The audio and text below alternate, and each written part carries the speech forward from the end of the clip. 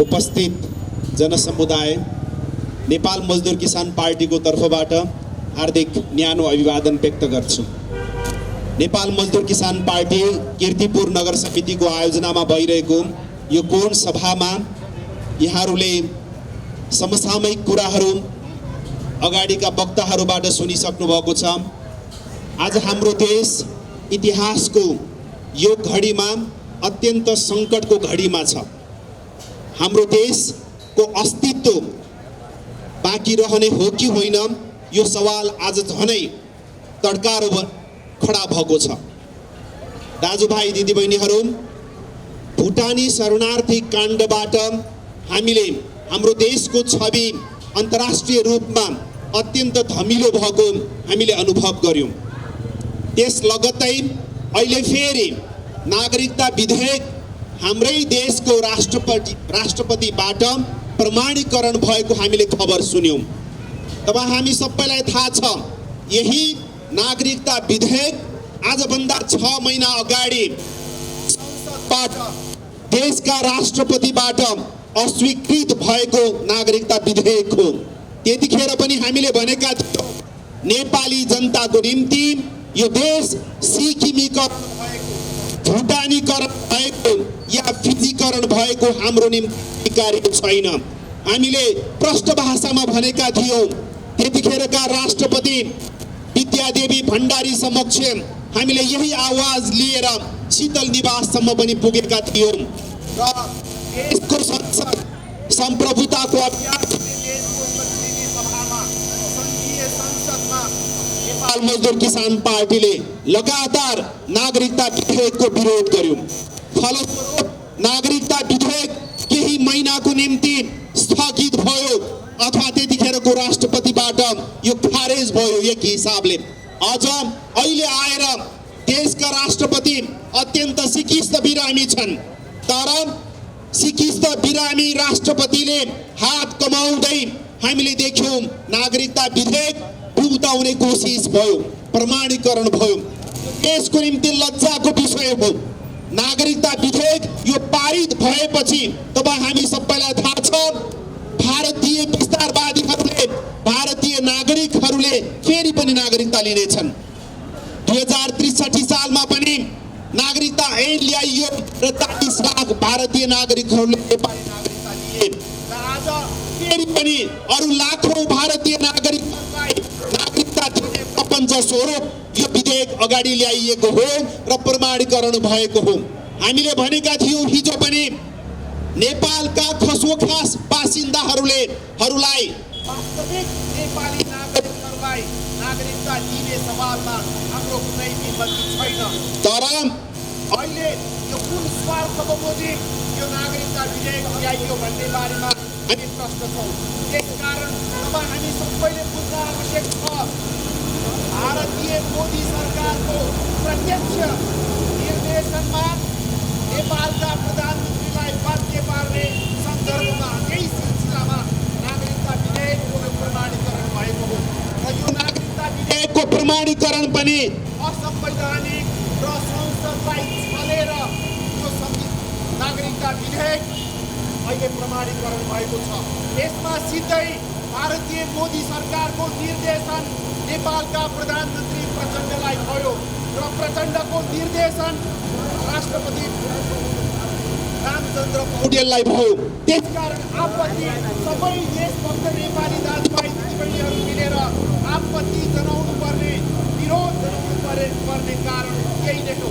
त्यसकारण दाजुभाइ दिदीबहिनीहरू, यो देशको अस्तित्व बाँकी राख्नुपर्छ, जोगाउनु पर्छ भन्ने धारणा राख्ने, मान्यता राख्ने, चाहे त्यो नेपाली कङ्ग्रेस मित्रको किन नहोस्, चाहे त्यो माओवादी केन्द्रको किन नहोस्, या अरू कुनै दलको, यो देशको सम्प्रभुता जोगाइराख्न चाहनेहरू, अस्तित्व जोगाइराख्न चाहनेहरू, स्वतन्त्रता जोगाइराख्न चाहनेहरूले यो कदमको विरोध गर्नै पर्छ। राष्ट्रपतिले जुन किसिमले आत्मसमर्पण गरे, प्रधानमन्त्रीले जुन किसिमले आत्मसमर्पण गरे, त्यसको विरुद्धमा सबै देशभक्त नेपाली दाजुभाइ दिदीबहिनीहरू अगाडि बढ्नुपर्छ। नागरिकता विधेयकको प्रमाणीकरणको यो कदमको विरोधमा सम्पूर्ण नेपाली दाजुभाइ दिदीबहिनीहरूले विरोध गर्न आवश्यक छ। दाजुभाइ दिदीबहिनीहरू, सन् 1975 सम्म सिक्किम भन्ने एउटा देश बाँकी थियो। नेपाली भाषीहरूको बाहुल्यता भएको त्यो हिमाली राज्य एक त्यहाँबाट बहुमतबाट संसदबाट त्यो देश सिक्किम भन्ने देश भारतमा गाभियो र त्यो एउटा प्रान्तमा सीमित भयो। र आज त्यही दुर्भाग्य 50 वर्षपछि आएर नेपाली जनताको त्यो स्वतन्त्रता खोज्ने कदम आज मोदी फासीवादी सरकारले गर्दैछ। र आज प्रचण्डले आत्मसमर्पण गर्दैमा, प्रचण्डले भारतीय दलाल हुन मन्जुरी दिँदैमा, राष्ट्रपति रामचन्द्र पौडेलले आत्मसमर्पण गर्दैमा, भारतीय दलाल मन्जुरी दिँदैमा नेपाली स्वाभिमानीपूर्वक बाँच्न चाहने दाजुभाइहरूले त्यो स्वतन्त्रता अथवा त्यो किसिमको दलाली हामीले स्वीकार्नु हुँदैन। त्यसकारण नेपाल मजदुर किसान पार्टीले जिल्लामा यसरी जनता बीचमा छलफल गर्ने, यो नागरिकता विधेयक माथिको प्रमाणीकरण गलत छ र नेपालको अस्तित्व यसले मेट्नेछ। त्यसकारण यसको विरोध गरौँ भनेर नेपाल मजदुर किसान पार्टीले सदनमा पनि, सडकमा पनि, गाउँ टोल बस्ती र सहर बजारमा नेपाल मजदुर किसान पार्टीले यही आवाज दिएर अगाडि बढ्दैछ र यही आह्वान नेपाली दाजुभाइ दिदीबहिनीहरू बीचमा गर्दैछ। दाजुभाइ दिदीबहिनीहरू, अहिले भारतको मोदी सरकारले अखण्ड भारतको नारा जुन फेरि दिँदैछ त्यो भनेको उसको फासीवादी चरित्र हो। त्यही नारा हिजो हिटलरले दिएका थिए। जर्मनीको त्यो हिटलर तानाशाहले हिजो विश्व आफ्नो कब्जामा, आफ्नो तखतमा राख्ने सपना देखेका थिए। र आज त्यो हिटलरको सपना तुरिसकेको छ। त्यही नारा फेरि भारतको मोदी सरकारले फेरि दिँदैछ। त्यसको विरुद्धमा हामी सबै नेपाली दाजुभाइ दिदीबहिनीहरू एकजुट भएर लाग्न आवश्यक छ। मोदीले आफ्नो देशको संसदको उद्घाटन गर्यो केही दिन अगाडि। त्यो संसद भवन भित्र नेपालको कपिलवस्तु र लुम्बिनी अंकित गरेर फेरि पनि अखण्ड भारतको नक्सा उसले सार्वजनिक गर्यो। त्यो नक्सामा पाकिस्तान, अफगानिस्तानदेखि लिएर बर्मा, त्यो सम्पूर्ण भाग, विभिन्न क्षेत्रहरू, दक्षिण एसिया सम्पूर्ण समेटेर उसले अखण्ड भारतको उसले नक्सा सार्वजनिक गर्यो। त्यसको विरुद्धमा पनि तपाईँ हामी सबै देशभक्त नागरिकहरूले हामीले विरोध गर्नै पर्छ। यदि आज हामीले विरोध गरेनौँ भने भोलि ढिलो होला। हाम्रो अनुरोध त्यही नै हो। त्यसकारण दाजुभाइ दिदीबहिनीहरू, यो देशको नक्सा, यो देशको अस्तित्व मेट्न चाहने, खोज्ने सम्पूर्ण देश विरोधीहरू, जनघातीहरू, देशद्रोहीहरू विरुद्धमा आवाज दिने बखत भनेको यही नै हो। त्यसकारण भोलि फेरि संसद बस्दैछ। संसदमा यदि त्यो प्रमाणीकरण सदर भएको खण्डमा र त्यसलाई यदि लाल मोहर सदनले पनि लगाएको खण्डमा यो देशको अस्तित्व मेटिनेछ। भारतको स्वार्थ फेरि यहाँ प्रबल बन्नेछ। त्यसकारण स्वतन्त्रताका पक्षधरहरू, स्वाभिमानका पक्षधरहरू, सम्पूर्ण दाजुभाइ दिदीबहिनीहरू मिलौँ, एकजुट हौँ भन्ने हाम्रो आग्रह हो, हाम्रो अनुरोध हो। नेपाल मजदुर किसान पार्टीले केवल आफ्नो पार्टीको बारेमा बोलिरहेको छैन। सिङ्गो देशको विषयमा, सिङ्गो देशका बासिन्दाहरू, नेपाली जनताको भविष्यलाई लिएर हामी बोल्दैछौँ, हामी सङ्घर्ष गर्दैछौँ सदनदेखि सडकसम्म। त्यसकारण सम्पूर्ण दाजुभाइ दिदीबहिनीहरू, यो बेलामा यो त्यो नबनिकन भारतको दलाली गर्दै गरेको अहिलेको प्रधानमन्त्री प्रचण्डको यो आत्मसमर्पणको यो जुन घडी छ, यो कदमको विरोध हामी सबैले मिलेर गरौँ। रामचन्द्र पौडेल केही दिन अगाडि मात्र स्वास्थ्य उपचारको नाउँमा भारत पुगे र फेरि पनि केही नेपाली नेताहरू भारतमै छन्। यसरी भारतको दासता स्वीकार्ने, नेपाली जनतालाई अपमान गर्ने, नेपाली जनताको मनोभावनामाथि लात हान्ने ती शासकहरूको विरोध गर्नुपर्ने अहिलेको आवश्यकता हो। त्यसकारण सम्पूर्ण त्यसरी भारतीयको दलाली गर्ने नेताहरू, प्रधानमन्त्री होस् या राष्ट्रपति, जुनसुकै पार्टीभित्रका किन हुन्, तिनीहरूको विरोध गर्नुपर्ने, आफ्नो ठाउँबाट विरोध गर्नुपर्ने अहिलेको आवश्यकता हो। केही दिन अगाडिसम्म हामीले भ्रष्टाचार अति भयो, भ्रष्टाचारीहरूलाई झुन्ड्याऊ, भ्रष्टाचारीहरूलाई कारबाही गर भनेर हामीले विभिन्न सडक आन्दोलन सङ्घर्ष हामीले गरेका थियौँ।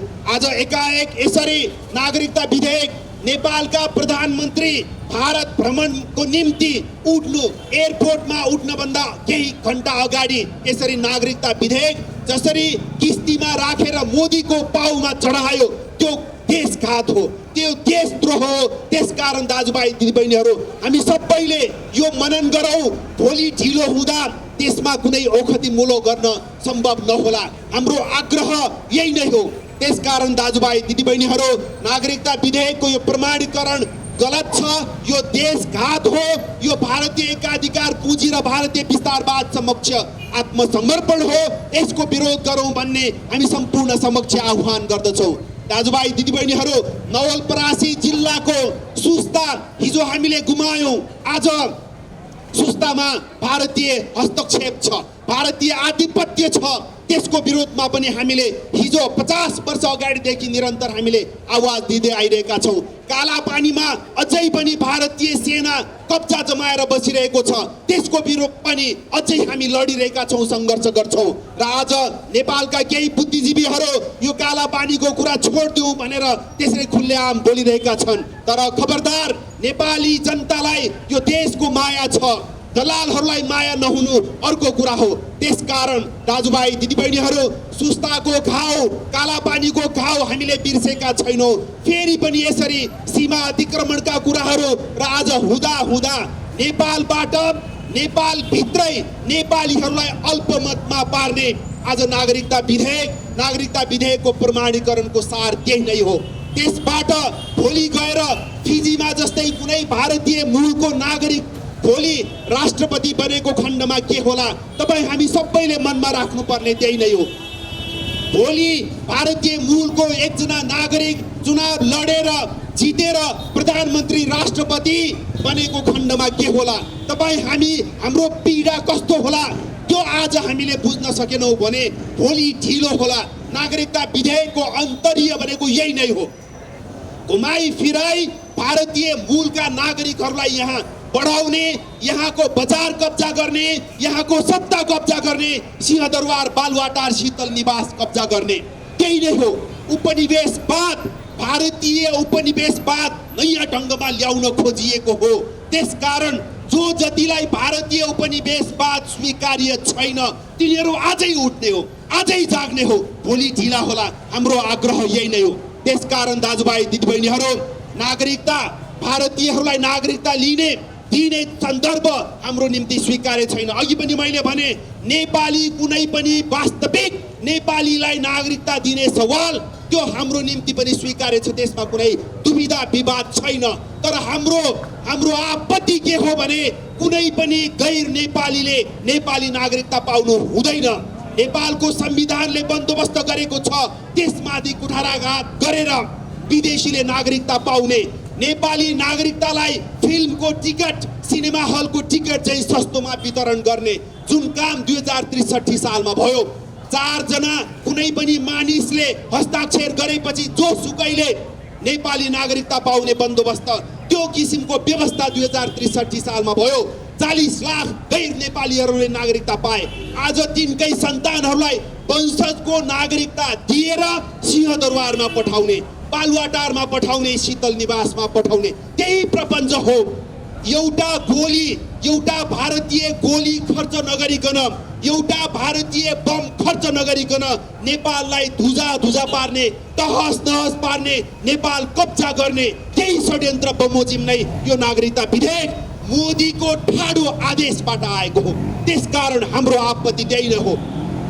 अरू कुनै अमुक दलले, शासक दलहरूले बोल्न नसक्नु अर्को कुरा हो। तिनीहरूलाई नेपाल भन्दा पनि प्यारो कुर्सी छ, उनीहरूलाई नेपाल भन्दा पनि प्यारो आफ्नो परिवार छ। त्यसकारण ती सत्ता लोभीहरूले, ती कुर्सी लोभीहरूले नेपालको अस्तित्व, नेपालको भविष्य, नेपाली जनताको भविष्यको बारेमा सोच्न नसक्नु त्यो तिनीहरूको कमजोरी भयो।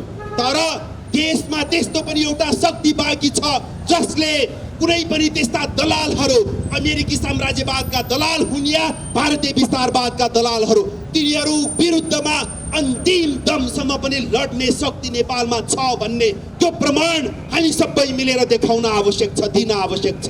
त्यसकारण दाजुभाइ दिदीबहिनीहरू, हाम्रो देशमा जुन अहिले अस्तित्वको सङ्कट, सम्प्रभुतामाथिको सङ्कट, स्वतन्त्रतामाथिको जुन सङ्कट छ, त्यतिखेर हामी मौन बसेको खण्डमा त्यो मौनता पनि भारतको निम्ति ग्लुकोज हुनेछ। त्यो मौनता पनि भारतीय विस्तारवादको समर्थन ठहरिनेछ। त्यसकारण हामीले आफ्नो ठाउँबाट आफ्नो भूमिका निर्वाह गरौँ, कर्तव्य पूरा गरौँ, यो देश जोगाइराख्नको निम्ति उठौँ भन्ने हाम्रो आह्वान हो। दाजुभाइ दिदीबहिनीहरू, केही समय अगाडि, आजभन्दा केही महिना अगाडिसम्म, गत सालको फागुनको 15 गतेसम्म हामीले एमसीसी को विरोध गर्यौं। त्यो आन्दोलनलाई निरन्तरता दिँदैछौँ। तपाईँ हामी सबैलाई थाहा छ, एमसीसी ल्याएर देशलाई अमेरिकी सेनाको निम्ति ढोका खोल्ने त्यो काम एमसीसी मार्फत भएको थियो। त्यसको लगत्तै एसपीपी ल्याइयो, त्यो भनेको स्टेट पार्टनरशिप प्रोग्राम बनेर ल्याइयो। त्यो पनि अमेरिकी सेना र भारतीय विस्तारवाद मिलेर नेपाल कब्जा गर्ने षड्यन्त्र बमोजिम त्यो ल्याइएको थियो। त्यसको विरोध पनि नेपाल मजदुर किसान पार्टी र नेपाली देशभक्त जनता मिलेर त्यसको विरोध गरेका थिए। त्यो सङ्घर्ष, त्यो आन्दोलन पनि निरन्तर जारी रहन्छ छ। त्यसकारण दाजुभाइ दिदीबहिनीहरू, आफ्नो पीडा, आफ्नो मर्का, आफ्ना समस्या एक ठाउँमा होला, तर देशको यो सङ्कट, देशको समस्यालाई हामीले मनन गर्न सकेनौँ भने देश बर्बाद भएपछि, देश दुर्भाग्यमा फसेपछि भोलि हामीले पाउने छैनौँ। त्यसकारण हाम्रो देश मेट्न खोज्ने र देशको निम्ति सही छाप, लाल मोहर लगाउने अहिले सिधै भन्ने हो भने राष्ट्रपति रामचन्द्र पौडेल गद्दार हुन्, बेइमान हुन्, यो भारतीय दलालै हो। त्यसकारण राष्ट्रपति रामचन्द्र पौडेल त्यसको दलाली कर्मको त्यसले 3 पुस्तासम्म पनि देशले सजाय भोग्नु नै पर्नेछ। अर्को दलाल प्रत्यक्ष रूपमा हिजो भारतीय विस्तारवादको ट्रोजन हर्स, ट्रोजन घोडाको रूपमा अगाडि आएको प्रचण्ड, फेरि पनि हामीले भन्नुपर्छ, भारतीय एकाधिकार पुँजी र भारतीय विस्तारवादका दलालको रूपमा प्रचण्ड देखा परेका छन्। त्यसकारण भारतीय दलाल प्रचण्डको पनि हामी सबै मिलेर घोर भर्त्सना र विरोध गर्न आवश्यक छ। अब सिधै त्यस्ता दलालहरूलाई हामीले उताङ्ग्याउन सकेनौँ भने हामी झनै कमजोर हुनेछौँ। यो देश कमजोर हुँदै यो देशको भविष्य बर्बाद हुनेछ। त्यसकारण यतिखेर नै हामी सबै मिलेर यो नागरिकता विधेयकको प्रमाणीकरणको हामीले विरोध गरौँ, एमसीसी को विरोध गरौँ, एसपीपी को विरोध गरौँ, भारतीय विस्तारवाद र भारतीय एकाधिकार पुँजीको विरोध गरौँ। यति नै आह्वान, यति नै अनुरोध यहाँहरू समक्ष गरेर मेरो भनाइ टुङ्ग्याउँछु। धन्यवाद।